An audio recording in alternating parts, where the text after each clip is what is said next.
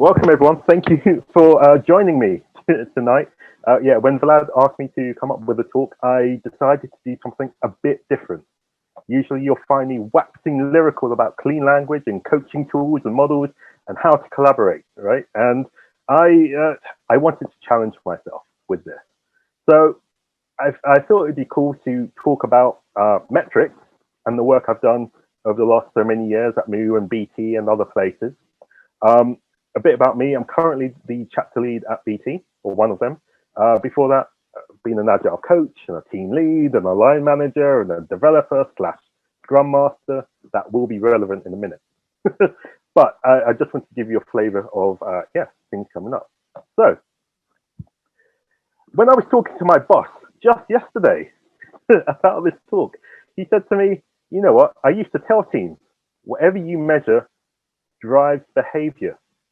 I thought that was too good to not quote, right? So Jonathan, let me have this one. And it's true.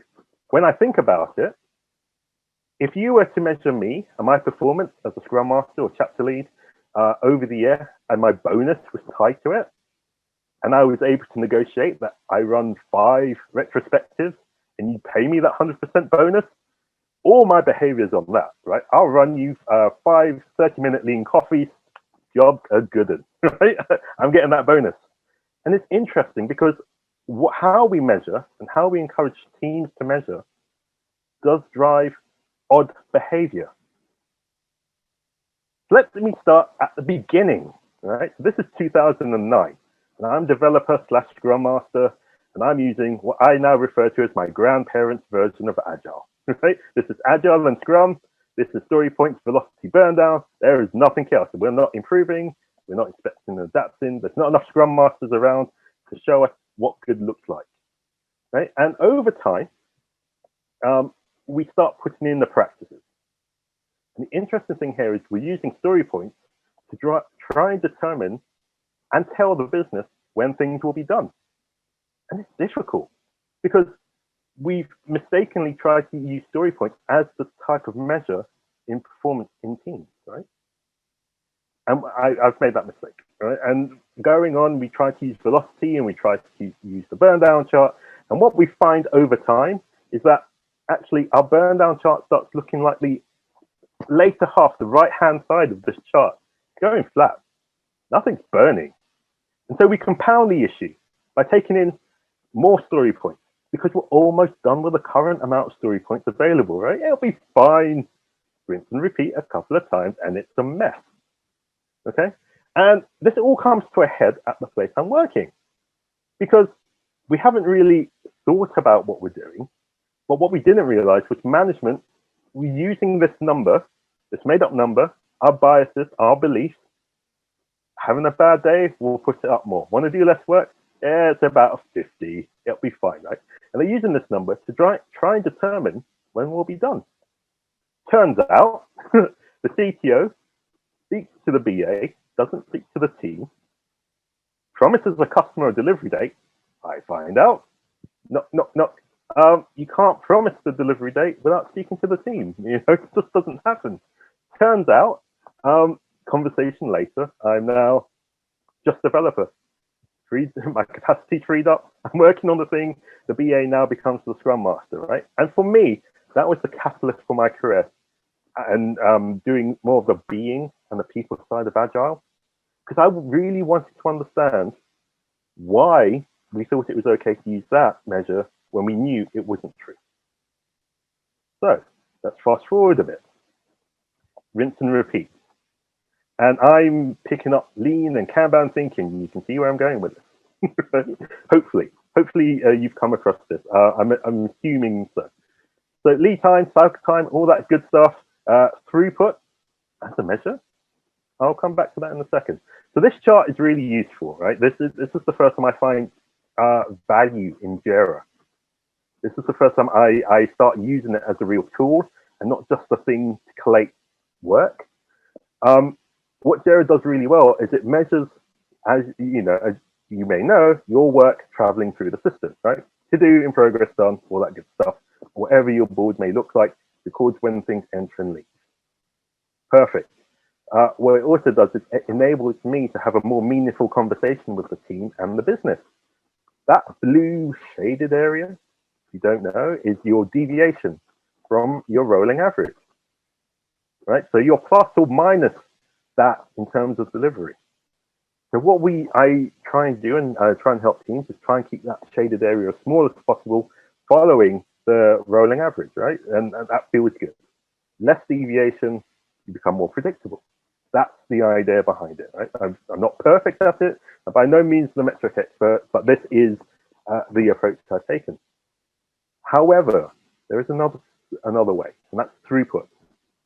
And throughput becomes an interesting measure because it becomes easily gamified and it drives interesting behavior. And that is that with two teams, where I've had success with this, we've broken the work down into smaller chunks, right? And by breaking the work down into smaller chunks, you should, in theory, go faster.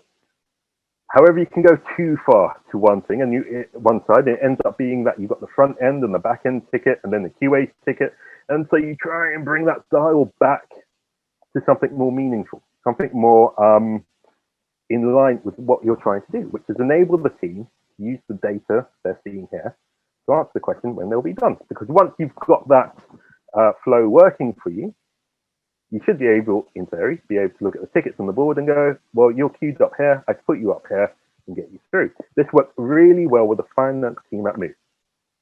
They would give us enough lead time notice to say, we've got audits coming up. I would say, we're currently running about 6 to 7 days to deliver the work, and we'd queue up the work and get that through, and everyone would be happy. That's happy customer feedback at the end of it. Auditors happy, all the reports are there. The business has received some value from the team. As an example, where am I on time? Oh boy. Okay, good. But it's not the only way, right? So this is all good stuff, and you understand flow and improving the system. You've gone from point to cycle time. Well, what about well-being? So I found myself at BT last year, and I thought, I'm not going to lose all this good stuff from me. I want to show my colleagues what I've learned, what I've picked up about metrics, some of the stuff coming up in the future. And in doing so, I said, you don't have to do it my way. Cycle time, lead time, story points, good stuff. You can use anything else. And so one colleague took it to the next level, and I want to encourage him to do a blog post or talk about this, because he used sentiment. He used the well-being of the team. And let's face it, it's been a hell of a year for everyone, right? So making sure that your team and individuals are much happier may improve flow, right? It was an opportunity, it was an experiment, and over time, it did improve. This was amazing, right? He blew my thinking out the water, so to speak, because it's something I've looked at but never considered as a thing I should use in earnest, and it's something I want to do more of. Looking after people may improve flow. It may not. A happier team may be a team that is just sitting there watching Netflix and has no work to do. So your mileage may vary, a bit of warning around it, okay? So, you've got all this good stuff. What would happen next, right? You try and forecast and predict with the business. So here is an example of what is known as a Monte Carlo simulation or a Monte Carlo report used from Actionable Agile. And I've used this at MOO to have meaningful conversations with leaders and stakeholders to talk about when things can be delivered by, or how many things we can get done by. So Monte Carlo, if you don't know, is a simulation used to model the probability of different outcomes in a process that cannot easily be predicted due to the intervention of random variables. Yes, I Googled that. So fundamentally, what this means is the random variable is someone from marketing coming down and going, I need that by tomorrow because our launch is in 2 days. Right? And so this tool, this report, this deterministic bit of math, right, takes into account all the work you've done previously and tries to make it a bit more deterministic. So you can say with a level of confidence, when something may be done. And as you can see how I've zoomed in, and there's how you have this conversation with your stakeholder is, there's a 85 to 95% chance will be done between these 2 dates. Okay, yes, the date range is quite varied here, and this is it sorting the graph, right? So this is pre-simulation. But I still think this is a powerful tool to have in those conversations. I use it a lot at BT, and I've used it at MOO to just say, this is where we're at, this is how fast we're going, this is when we think we're going to be in that range of delivery. Okay, and that helps with roadmap planning. Now you're having a conversation with the PO and the stakeholders and leadership to say, well, we want more of this and less of that, and let's have some of this first and then see what we do next. So more meaningful conversation, more collaboration.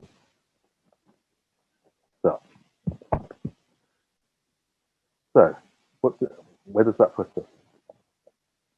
Well, there is a next step to all of this, right? So my experience at MOO and BT has led me to this causal flow systems thinking, the future. And the important part here to emphasize is about closing your feedback loop with customers and with the business.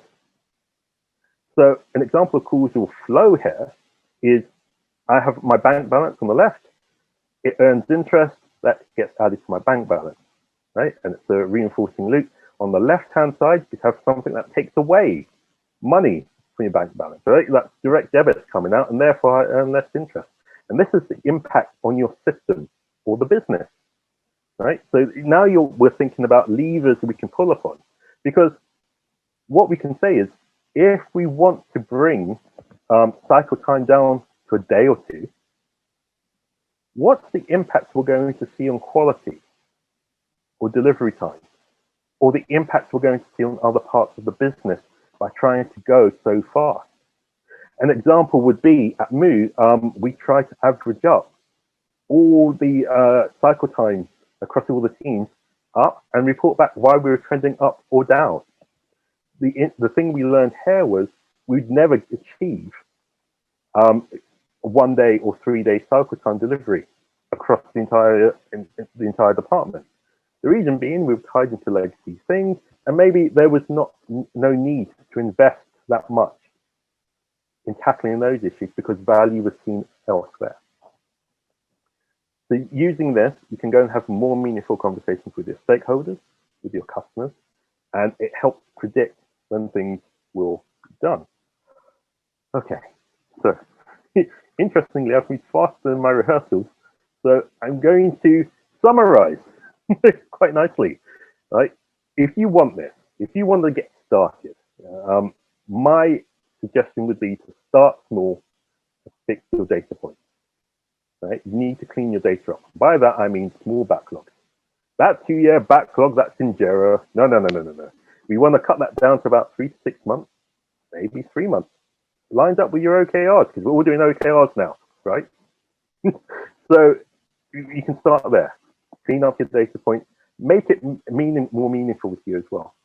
Take the filters off Jira where possible. Teams, enable the teams to use the data to make more informed decisions going forward. It's their data, not your data. It's the business's data. Let's have a real discussion about this data and what it means, and what behaviors we want to see from it, and what we're trying to drive, right? We're trying to drive towards valuable outcomes. Gather all the data points. So revenue, return on investment, NPS scores, customer feedback. How does that impact the team? Sentiment, right? Happiness metrics. Close your feedback loops early and often. Using causal flow, we were able to determine in one team at MOO that there was a shorter way to get the more meaningful data rather than waiting 6 months for marketing to tell us how much we earned. Right? And that was just simply by asking, where else can we get the data? Measuring what mattered to the team, and then the team reporting that back up to the business and demonstrating value. Value what you are measuring. Okay. If it's not working for you, story points don't work, velocity doesn't work, if cycle time, lead time doesn't work, find something else that does, something that is more meaningful. And finally, have fun. bit, right? This is a big, long conversation for everyone to have, and everyone should be involved. Your stakeholders, your collaborators, your development teams, they all have different data points they can use that will inform the decision and discussion.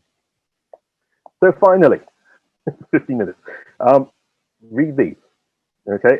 And I said I'd give all the hints and tips and tricks that I had. These 4 books are the ones I've read recently that have shaped my thinking. The Project to Product, all about flow.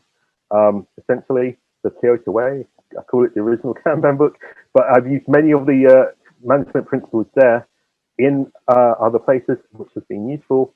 The Goal or the Phoenix Project, I would highly recommend. Definitely to learn more about how to implement this and go about having meaningful discussions.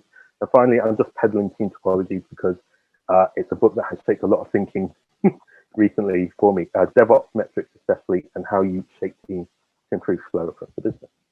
So I'm happy to answer any questions. I'm happy to pick up on anything or expand on anything. There's my contact details and also any feedback. It's the first time I've done this. Thank you very much. Glad. We do one of the, like, not really clapping, but clapping things for David. Virtual clapping, yay. Virtual clapping. I'll stop sharing. Okay. So if you have a question, feel free to ask it yourself. If you're not comfortable doing that, I can ask it if you put it in the chat. So I see we have one there already from Nabil. What are your thoughts on answering when will it be done with the new team and the new initiative where data isn't available? Yeah, I get this one a lot, especially when teams are forming. I think where I think you need to involve the stakeholder early or the collaborators early to see the data that's coming in and then to help you shape what you're going to go after. I tend to find that you can't answer that question up front, right? You don't know how big the thing's going to be. You don't know how complex it is. You've got no reference point. Involving them early, they're going to see where you're heading and how to collaborate on that and how they may be able to help remove any impediments and help speed you up. It's only after a certain amount of time the data becomes more stable and you're able to start forecasting and predicting against it. I hope that answers the information. If there's no data available, get data. Step 1, get data. Find some data points. Most important thing you can do. And then work from there and work out what's valuable and what's working for you.